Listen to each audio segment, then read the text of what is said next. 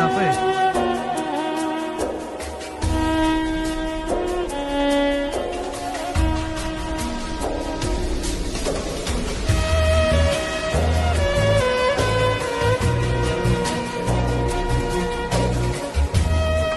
منګه اوس دلته د غازی آباد کلي ته د نورګل ولسوالۍ مزار دره غازی آباد کلی ودیر دلته راغلي یاستو د مختلفو ولایتونو نه په سلګونو ځوانان رضاکاره ځوانان دلته د زخمیانو او د مړو د راویستلو لپاره لګیا دي. تاسې ګورئ چې دلته دا خلک کار کوي او دلته هره لحظه چې دی یا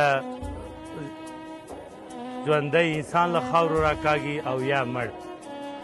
نو قدرمنو ورونو زه د احساس په نمایندګي او له دې مایک نه په ټولو هیوادوالو باندې غږ کوم که په داخل کې او که په خارج کې چې د نوموړي ورونو سره هر نوع همکاري په وس پوری او هغه ونه سپموي، که هغه د کورونو جوړول وي، که هغه د خوراکي توکو وي، سمدستي خیمو ته ضرورت ده، کمپلو ته ضرورت ده، دوی هیڅ نوع سرپناه نه لري، حتی د څښلو د اوبو لپاره هم دوی لاسرسی نه لري.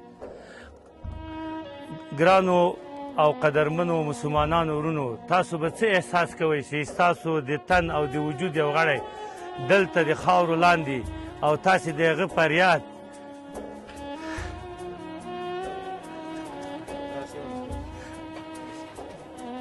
او د هغه چیغې اورئ، په دې وخت کې تاسو به څه احساس کوئ؟ نو زه تاسو باندې غږ کوم چې دې خپلو هیوادوالو ته لاس ورکوئ او هر نوع همکاري وکړئ. زما نوم میرسلام خان دی. نوم مې میرسلام خان دی او دې کلي ته د ودیرو کلی وایي. د ودیرو کلی دې ته وایي. او دا مینې مې لیدلي دي. شاوخوا څومره کورونه دي؟ شاوخوا چې کوم دي دا شاوخوا زما کوم تقریبا ډېر کورونه دي، خو ټول راغورځېدلي دي. او پکې شی او ټولو کې ټولو شهیدان ورکړي دي. یو کس نه دي ورکړي، ټولو کسان دې کور شهیدګي ورکړې ده، دې کور شهیدګي ورکړې ده، کور شهیدګي ورکړې ده، دې لاندې کورونه ورکړل ده، ګرد چاپېره کورونه دي. ستاسو د کورنۍ ټول غړي په لاس درغلي او که نه لا پاتې دي؟ دې کې 8 کسان راغلي دي او 2 پاتې دي. 2 کسه لا اوس هم ورک دي، یعنې را پیدا نه دي. د خپلې ټولې کورنۍ کې دا زموږ 10 کسان شهیدان شوي دي. په دې 10 کې چې کوم دی نو دا 2 پکې ورک دي او 8 چې کوم دی دا دا یو 10 کلن دی او یو 8 کلن دی. من دا اوس دا لګي چې دا ځوانان چې لګي دي من دقیق چې لګي دي. زما ګرانو ورونو ټول په نړیوال باندې زموږ دا غږ دی، هغه بار وي او که خارج کې وي او که داخل کې وي، نو دغسې طلبات موږ ته د الله پاک د جانبه راوښتي دي.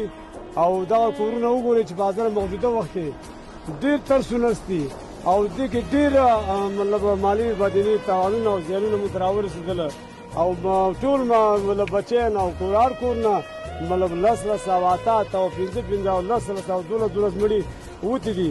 اوس موجوده حالات کې دغه ځای کې زما دا ورور کور دی، زما د شریک دی او دغه بچیان زموږ ایثار دي او دې کې موږ سره رونه همکاري کوي او لګیا دي.